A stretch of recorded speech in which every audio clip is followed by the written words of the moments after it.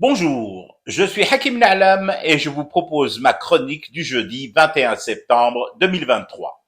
Elle s'intitule Un train peut en cacher un autre. Ya rai ya rai. Le ministre de la Communication a réuni les patrons des journaux. Oui, le mien y était, mais chut, je ne suis pas censé le savoir. Donc ça reste entre nous. Et entre nous, juste entre nous, il y a cette phrase prononcée par le ministre Lagueb lors de ce LERA avec les boss des journaux. Phrase qui a retenu mon attention. Je vous la livre telle que lue. L'État algérien est mu par une intention sincère et sérieuse de mettre le secteur sur les rails. Sur les rails. Réa. Oui, oui, oui, oui, oui. La dernière fois que j'ai entendu pareille formule, ou presque à l'identique, c'est dans cette chanson de Rai, justement, où le gars amoureux fou dit à sa dulcinée que pour elle, il mettrait sa tête sur le rail de chemin de fer.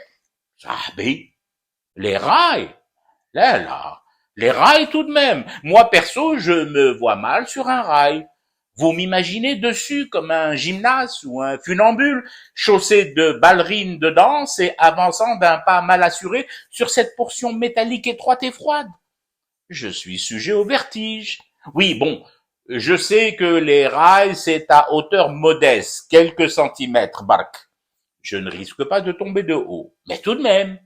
D'ailleurs, ce qui me fait peur, ce n'est pas tant de m'étaler quelques ch'tiques centimètres plus bas, sur le gravier, le ballast qui fait le lit de la voie de chemin de fer. Non, pensez-vous. C'est plutôt le vertige des hauteurs. Une fois sur rail. Et s'il me prenait l'idée de monter, plus haut, de grimper? De grimper où et sur quoi? J'en sais rien, moi. J'ai beau être fils de cheminot, paix à ton âme, papa, mais là, tout de suite, je n'en sais rien. Peut-être sur la ligne, allez savoir. Ces lignes électriques qui bordent les allées sages ou sinuent les voies normalement impénétrables qu'empruntent les trains. Et puis, sans aller jusqu'à grimper aux poteaux ou à m'accrocher aux plaques signalétiques, les fameux feux rouges, rarement verts, qui clignotent du feu de Dieu, du Dieu du moment. Yes, il dit, supposons que je reste sagement sur les rails, que je n'en descende pas, que j'écarte les bras pour faire équilibre, contrebalancer l'effet de la gravitation, de la pesanteur, et que je marche droit dans le sens du tracé des rails. Qui me dit que derrière moi, dans ma nuque, bark, ou même devant, ne va pas surgir un train?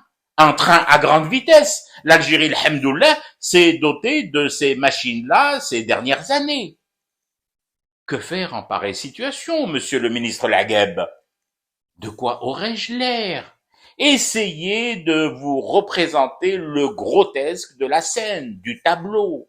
Un vieux journaliste dos courbé, chaussé de ballerines de danse, cheminant péniblement sur des rails, remis sur rail à son âge, sur le tard, et qui voit débouler sur lui une locomotive lancée à toute vitesse.